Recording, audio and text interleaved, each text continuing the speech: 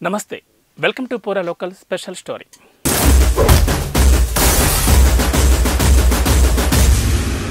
అవార్డుల రారాజుగా నిలిచిన మెగాస్టార్ మరో అత్యున్నతమైన ఘనతను సొంతం చేసుకున్నారు.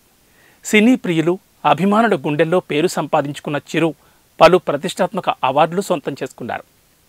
నటుడిగా 1978లో కెరీర్ ప్రారంభించిన ఆయన అలుపెరగకుండా సినిమాలు చేశారు. అందులో భాగంగానే ఆయన ఎన్నో అవార్డులను కూడా సాధించారు. మెగాస్టార్కు పద్మవిభూషణ్ వచ్చిన సందర్భంగా ఆయనకు దక్కిన అవార్డులు, ఆయన లైఫ్ స్టోరీపై ఓ లుక్కేద్దాం.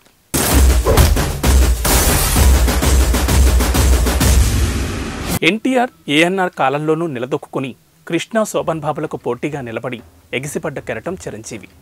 అప్పటి వరకు మోసధోరణిలో పోతున్న పరిశ్రమ రూపురేఖలను మార్చేశారు చిరంజీవి. తన మాటలు, యాక్షన్ సీక్వెన్స్, ఆటలు, డాన్సులు ఇలా అన్నింటితో తెలుగు రాష్ట్రాలను ఆశ్చర్యపరిచారు. చిరంజీవి హెయిర్ స్టైల్, చిరంజీవి వేసుకున్న డ్రెస్సులు ఇలా ఓ ట్రెండ్ క్రియేట్ చేశాయి. Padma Bhushan megastar doctor Chiranjeevi. After hearing this news, I became speechless. I'm really overwhelmed. I'm humbled and grateful for this honor. It's only the unconditional and invaluable love of the people, audiences, my fans, my blood brothers and blood sisters that allowed me to reach here. I owe my life and this moment to you.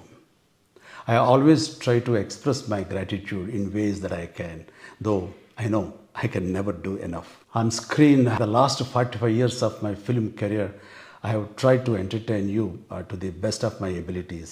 1955 August 22న పశ్చిమ గోదావరి జిల్లా నరసాపురంలోని machinery ఆసుపత్రిలో చిరంజీవి జన్మించారు. తాత GRK Naidu శివుడి భక్తుడు కావడంతో ఆయనకు శివశంకర వరప్రసాద్ అని పేరు పెట్టారు. చాలా హుషారుగా ఉండే తన మనవడు ఏదో సాధిస్తాడని తాత నమ్మకంగా ఉండేవారట. నువ్వు గొప్పవాడివి అవుతావు నాన్న, ఈ లోకం నీకు జైజేలు పలుకుతుందంటూ మనవణ్ణి చూసి మురిసిపోయేవారట. తాత చెప్పిన మాటలు అప్పుడు వరప్రసాద్కు అర్థం కాలేదు, కానీ తర్వాత అవి నిజమయ్యాయి. రామాయణం, భారతం, భాగవతాల గురించి తల్లి చెబుతుంటే ఆసక్తిగా వినేవారట చిరంజీవి. నాటకాలు ఎక్కువగా చూసేవారట. అప్పుడప్పుడు రికార్డింగ్ డాన్సులకు వెళ్ళి ఇంటికొచ్చాక తమ్ముళ్ళు, చెల్లెళ్ల ముందు వాటిని అనుకరించేవారట. అలా సుమారు 6 ఏళ్ల వయసులోనే డాన్స్పై మనసు పడ్డారు. డాన్స్ అంటే చిరంజీవిదే అని 6 పదుల్లోనూ అందరితో అనిపించుకుంటున్నారు. పెద్ద కొడుకుని పోలీస్ అధికారి చెయ్యాలని తండ్రి, వైద్యుని చెయ్యాలని తల్లి అనుకునేవారట. అయితే ఒకవేళ మెగాస్టార్ ఈ రెండింటిలో ఏదో ఒక వృత్తిలో స్థిరపడి ఉండుంటే ఆయన అభిమానులే కాదు, సినీ ప్రియులు దాన్ని ఊహించడం కష్టమే.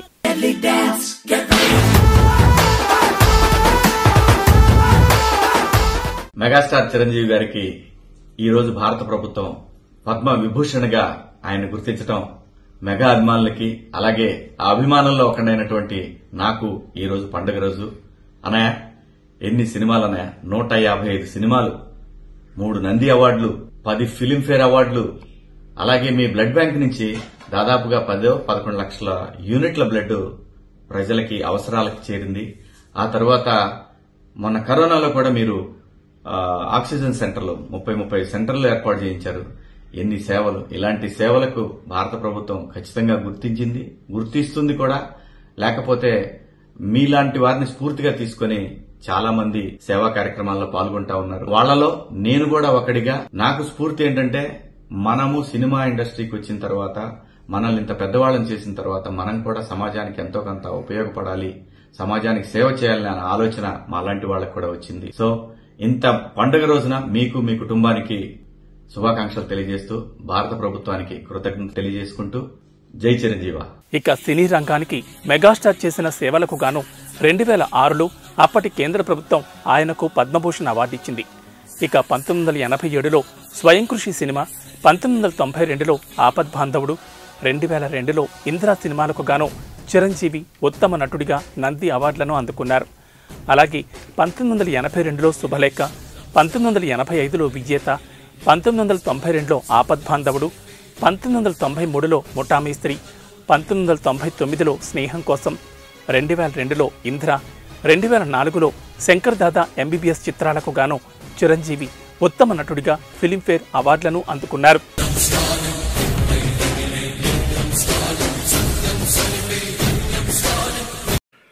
పద్మవిభూషణ్ అవార్డు వచ్చిన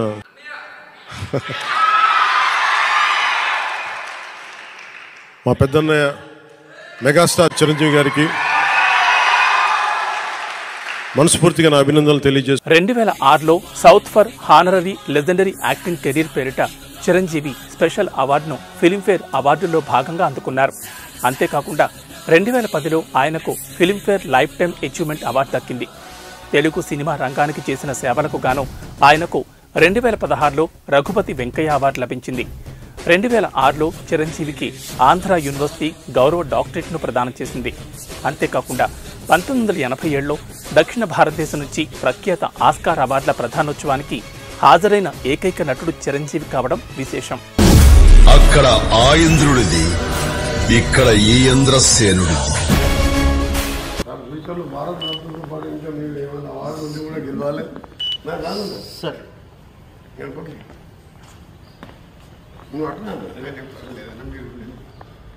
very happy, all the best.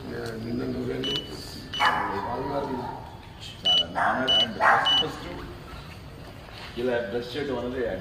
Chiranjeevi సినీ హీరోగానే కాకుండా రియల్ హీరో అనిపించుకున్నారు. రక్తదానం, నేత్రదానం అంటూ ఎంతో మంది ప్రాణాలను కాపాడిన వారి మదిలో నిలిచిపోయారు. ఇక కరోనా సమయంలో ఎంతో మందికి ఎన్నో రకాలుగా సాయం చేశారు చిరంజీవి. ఇండస్ట్రీ అంతటినీ ఏకతాటిపైకి తీసుకొచ్చి సిసిసి కోసం నిధులు సేకరించారు. కరోనా సమయంలో సినీ శ్రామికులకు నిత్యావసర సరుకులు అందించి ఎన్నో కుటుంబాలను ఆదుకున్న ఆపద్బాంధవుడయ్యారు.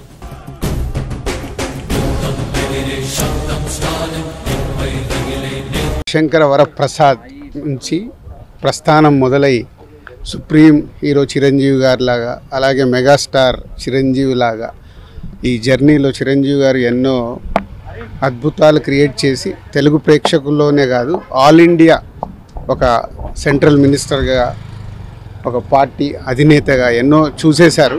సో సెంట్రల్ గవర్నమెంట్ నుంచి వచ్చే పద్మశ్రీ అవార్డు కానీ, పద్మభూషణ్ కానీ అవి ఆల్రెడీ తీసుకొని ఇప్పుడు పద్మ విభూషణ్ అవార్డు తీసుకోవడం చాలా మా తెలుగు సినిమా ఇండస్ట్రీతో పాటు తెలుగు ప్రేక్షకులందరికీ ఎంతో సంతోషకరమైన న్యూస్ ఇది. రాత్రి ఎప్పుడో 11:30కి తెలవగానే మార్నింగే మినిస్టర్ గారు ఫోన్ చేస్తే చిరంజీవి గారు అపాయింట్మెంట్ అడిగి మినిస్టర్ గారిని కూడా తీసుకురావడం జరిగింది.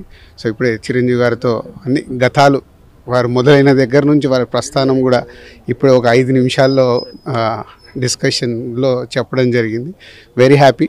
అండ్ ఫిలిం ఇండస్ట్రీ నుంచి తొందరలోనే చిరంజీవి గారికి ఒక ఈవెంట్ లాగా ప్లాన్ చేద్దామని ప్రయత్నం చేస్తున్నాం. అది అందరితో మాట్లాడి తొందరలో అనౌన్స్ చేస్తాం. వ్యాక్సినేషన్ కార్యక్రమాలు, ఆక్సిజన్ బ్యాంకులు, ఇలా ఎన్నెన్నో సేవా కార్యక్రమాలు చేశారు చిరు. ఇంకా చేస్తూనే ఉన్నారు కూడా. ఇవన్నీ ప్రపంచానికి తెలిసినవే. ఇంకా తెలియని, బయటకు రాని సహాయ కార్యక్రమాలు ఎన్నో ఉన్నాయి. స్వయం కృషికి నిలువెత్తు నిదర్శనం. అందరివాడు అనే దానికి అర్థం చిరు. ప్రజల్లో చైతన్యం, రాజకీయాల్లో మార్పు తీసుకురావాలని తెలుగు ప్రజల కోరిక మేరకు ప్రజారాజ్యం పార్టీ ఏర్పాటు చేసి రాజకీయాల్లోనూ సంచలనం సృష్టించారు. పర్యాటక శాఖ మంత్రిగానూ సేవలందించారు. పాలిటిక్స్ కారణంగా ప్రేక్షకులకు దూరమయ్యారు. రామ్ చరణ్ మగధీర, బ్రూస్లీ సినిమాల్లో గెస్ట్ రోల్స్ చేసి ఫ్యాన్స్ అండ్ ఆడియన్స్ను పలకరించారు.